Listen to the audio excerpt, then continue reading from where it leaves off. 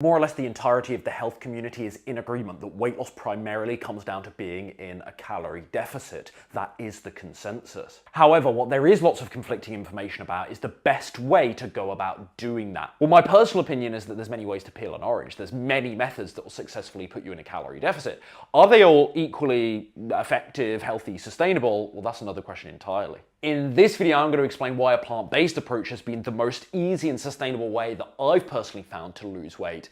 And then, if you resonate, I'm going to share with you some tips and insights to get started for yourself. Benefit number one, of course, majestically done. Not really, I just chucked it down. But benefit number one is the high fiber content of many plant foods. Fiber is amazing for weight loss because, number one, appetite control. Fiber can add bulk to your meals without adding calories, therefore minimizing the risk of overeating. Number two, it's slow to digest. This is similar to the appetite control point, but since fiber can take a while to digest, it helps with that sort of prolonged fullness feeling, which can be really useful for preventing cravings and those huge fluctuations in hunger, so you're just up and down all the time. It really helps you be stable in your appetite. Number three, of course, absolutely needs mentioning. Fiber can promote good gut health, can promote a really diverse microbiome. The benefits of this are endless. And not to forget number four, the fiber trapping effect that I spoke with Dr. Neil Barnard about in our interview last year, to where a relatively, albeit small, percentage of calories can actually get trapped by fiber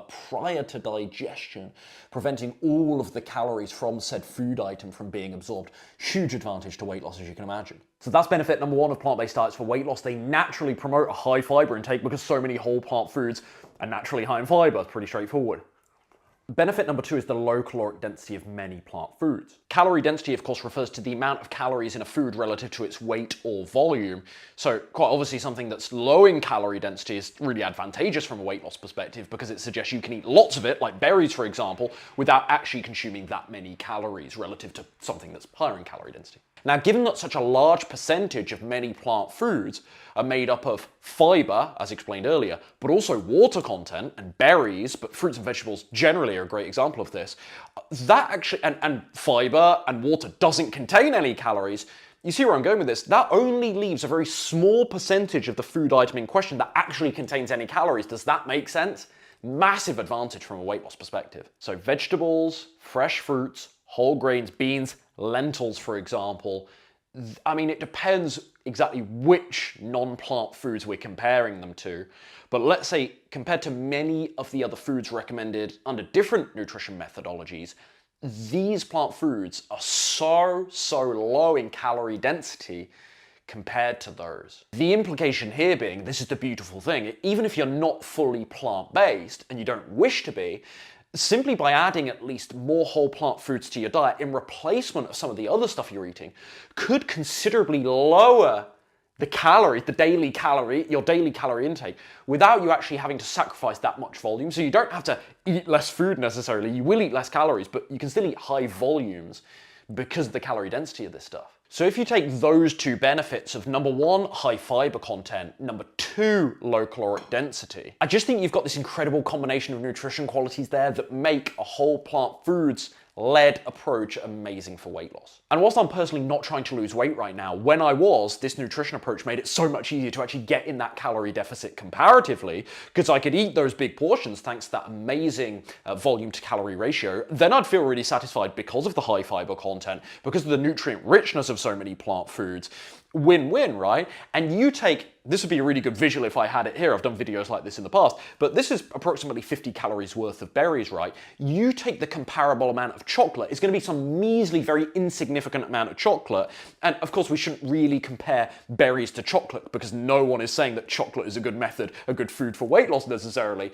But just as an example of this, like it would be such a measly amount of chocolate, that's when you realize the value of understanding this whole calorie density thing. Don't get me wrong, being in a calorie deficit is never totally effortless. If you think about it, you are purposely withholding all the calories / energy that your body wants you to consume so you can actually start tapping into its fat reserves, right? That's never going to be easy, quote unquote, or too easy with any nutrition approach. But having said that, compared to all the crazy stuff I was doing in the past, being in a calorie deficit on a plant-based diet was so much easier. I didn't feel starved, I never felt deprived. I didn't have to do intermittent fasting to tactically keep my calories low. I didn't have to cut my carbs out to tactically, keep my calories really, really low.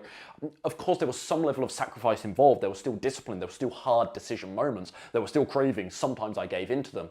But you get my point, the whole process was easier because of this nutrition approach. So whether you're fully sold on plant-based eating or there's just small components of it that you might be curious to try, here's a few simple action steps to help you get started. Number one, start with really simple food swaps. It can be overwhelming to think that you've got to overhaul your entire diet. So start with stuff like switching the dairy milk for almond milk, switching out your chicken for seitan, beans, tofu, switching your honey for maple syrup, you get it. Number two, plan balanced meals. Common mistake I see with lots of new plant-based eaters is they accidentally have a really high carb intake and therefore very low protein intake, or they maybe have a really high fat intake because they're enjoying all the nuts, the nut butters, avocado, etc. Ultimately, each of the three macronutrients, so carbohydrates, protein, and fat, are important for different reasons.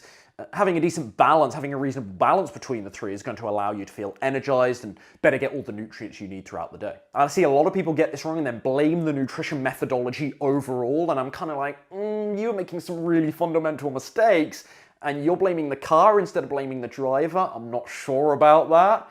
You're eating a really unbalanced diet. Is it the fault of the nutrition approach, or is it stuff you were doing or weren't doing? Number three, you might actually need to eat quite generously in terms of portion sizes at first, which can be kind of an exciting thing. Oh, I get to eat big portions.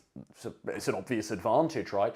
Think back to what we spoke about earlier with the calorie density point. Since so many whole plant foods are low in calorie density, it's a huge advantage, of course, from a weight loss perspective. At the same time, you want to be careful that you're not under-eating so much that this whole process is very unsustainable for you. Tip number four, find 4 or 5 meals that you love. That's it. You don't need a massive rotation. In fact, that could be really overwhelming people when they think about going to the grocery store or the meal prep they have to do for all these different dinners that they're having every single night of the week.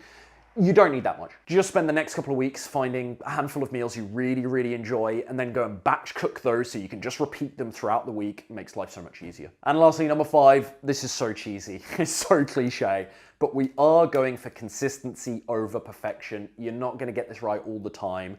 You're going to have cravings. You'll give into those cravings on occasion. You won't know precisely what to eat. When you're out in a restaurant, you won't always trust your judgment.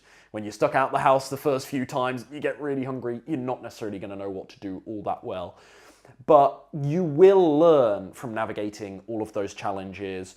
And each time that same curveball, this is the silver lining, each time that curveball gets thrown your way again in the future, you'll have all this reference experience to know how to better navigate it the next time. So never expect yourself to be perfect and then get unreasonably disappointed when you didn't meet those godlike standards and expectations you had of yourself. Stuff will go wrong, but that's fine because you're in this for the long haul anyway. You're after long-term behavioral and habit change anyway. So if stuff goes wrong in the short term, it's really just a blip in your overall journey, and that's a good way to, I think, to frame things. Right, that's it. That's your fill for today's video. I hope this was useful. If you want to hire me as your personal coach and have me tell you exactly what and how much to eat, show you what to do for exercise, and most importantly, hold you accountable every step of the way, click the link in my description box down below to learn more about what it looks like to work with me.